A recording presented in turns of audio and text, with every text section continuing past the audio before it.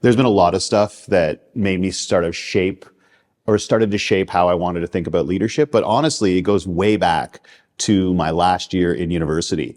And I met this extraordinary guy. And when he walked in the room, people felt safer. And that to me is leadership. When you walk in the room and people feel as if there won't be snark, as if there won't be sarcasm, as if they can be safe in offering who they are and what they think, that's cool. And this is who this guy was. And he passed away before he had the chance to graduate. But before that happened, the university tried to give him his degree and he refused it. They took it to the hospital. His best friends took it to the hospital and he said, I'll come and get it myself or I don't want it. And when he passed away and 2,000 people showed up at his funeral, I remember looking around and thinking, man, what if it was you? Like, what if you were never leaving the hospital? Would this many people care? And when you realize that you've been given awards and leadership positions and titles your whole life, and then you realize the answer to that question is no, you wouldn't matter this much.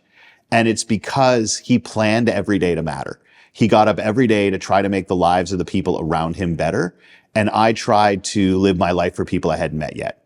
So university admissions counselors and then grad school admissions counselors and then who's going to hire you and who's going to give you your promotion. So everything I did in my life was about impressing people I hadn't met yet.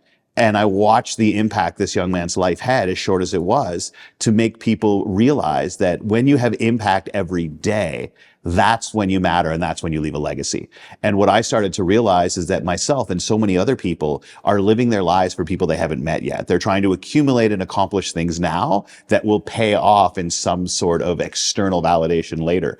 And what I started to realize and what really made me start to think I want to look at leadership and impact differently is watching how a 23-year-old young man had fundamentally changed the lives of so many people when he lost his so young.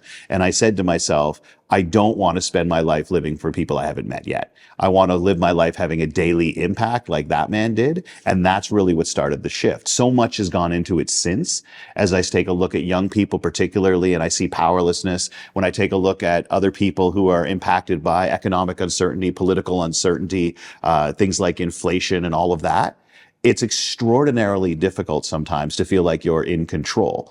And so what I try to do is remind people that we are always in control of who we are, even if we're not always in control of what we get to do every day.